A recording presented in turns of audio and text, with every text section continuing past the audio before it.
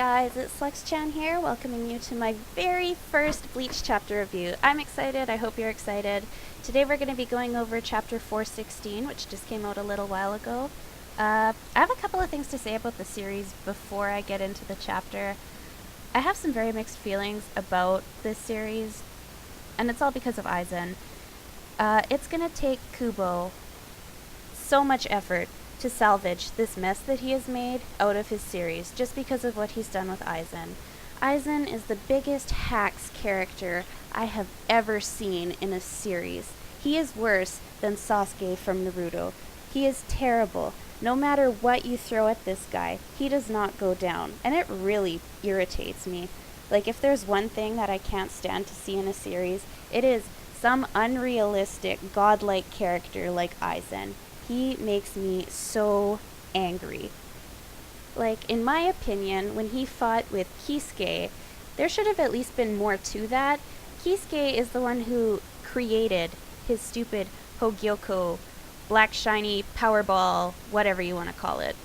You would think that at least he would be able to put up a half-decent fight against Aizen, but no. No, of course not. Instead, he kind of toys around with him a bit and then just gets blown away, just like everyone else. And I mean, that's really when I started not enjoying the series anymore, was when Kisuke and Yoruichi just got knocked around by him. I don't know. It's so unrealistic. I mean, it just makes me shake my head. But anyway. So, that being said, I was really hoping last week that in this chapter, Gin would at least be able to do something. And we know in last chapter, he completely removed the Hogyoku from Aizen. He just completely took it out, just yoink, like that, and it was done. And I was thinking, like, oh my gosh, something exciting is going to happen. This is going to be great. I can't wait to see how this chapter ends and what's going to happen in the next one. Well, Kubo has Aizen turn into a freaking teenage mutant butterfly.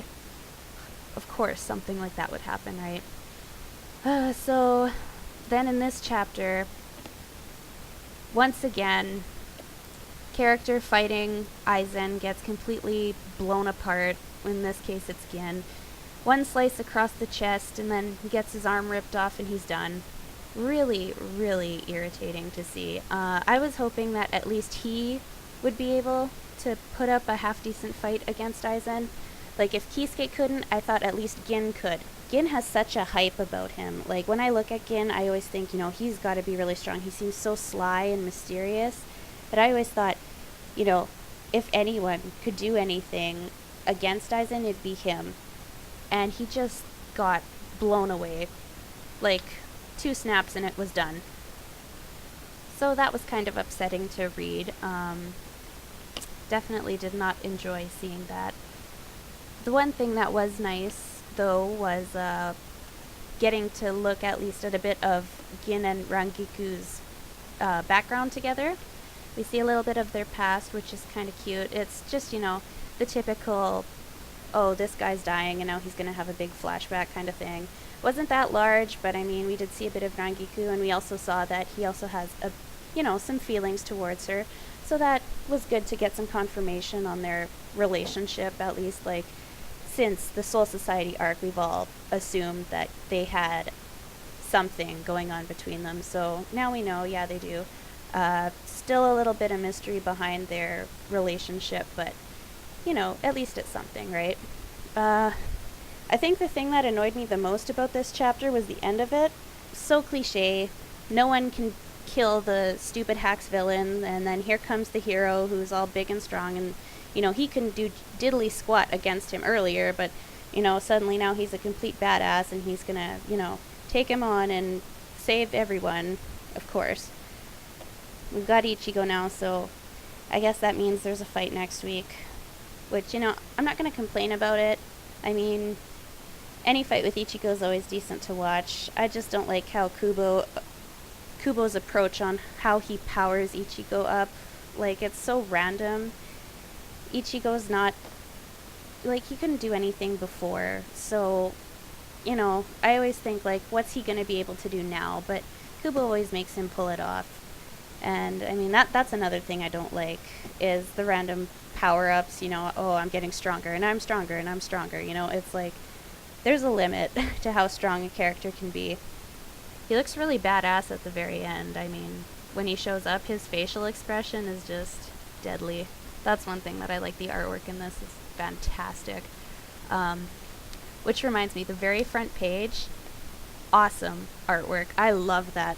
It's basically just a drawing of Ichigo going through all of his transitions, all of his Shinigami transitions, from, you know, normal student all the way to his complete hollow form.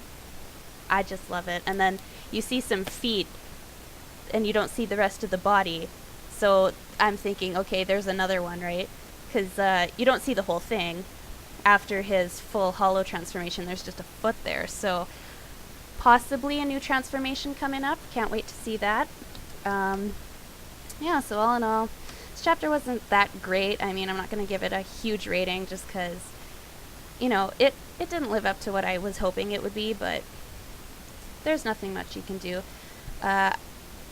Hopefully Kubo will do something with this chapter with, you know, Ichigo versus Aizen next week. I'd really like to see something different, or at least Aizen get hurt. Hoping to see Ichigo be able to at least knock him down or something, you know, put up a decent fight. One thing that I'm wondering is what Ichigo's going to do about his friends, his high school friends being there, because they're all still right there. Not exactly the best place for them to be at the moment, so we'll see what's going on with that. Some other characters that I really do miss right now are the ones who are back in Hueco Mundo. I would really like to see Rukia again, and Orihime. I want to see what's going on with her, because there were some questions, you know, it was brought up a few times that she won't be able to leave Hueco Mundo, and I'm just wondering, like, you know, what that was about. I want to see Chad again. I want to see Uryu, and, you know, I just miss them. I mean, they're the original characters of this series, and it's, you know, it's really dull without them. As great as the Shinigami all are, you know, to me, they're not that great compared to the originals. Like, I'm always really into it when I'm watching the original characters fight, more so than I am the Shinigami, just because I feel like there's a stronger connection there. Don't really appreciate how Kubo's kind of just thrown them to the side, but, you know, they're there. He made them for a reason, so I'm hoping to see that they at least get to have some involvement with this final showdown, more than just, you know, going to Hueco Mundo to save Orihime. I'd like to see them come back and help Ichigo or something, you know, because they all have roles too. I mean, it's not fair to just kick them away. But anyway, chapter 416. What did you guys think of it? Did you like it? Did you hate it? What did you like about it? What didn't you like about it? Do you share my opinion about Aizen and Ichigo's powers, or, you know, would you have preferred to see something more with Gin? Let me know in the comments section, and I'll see you next week. Bye now.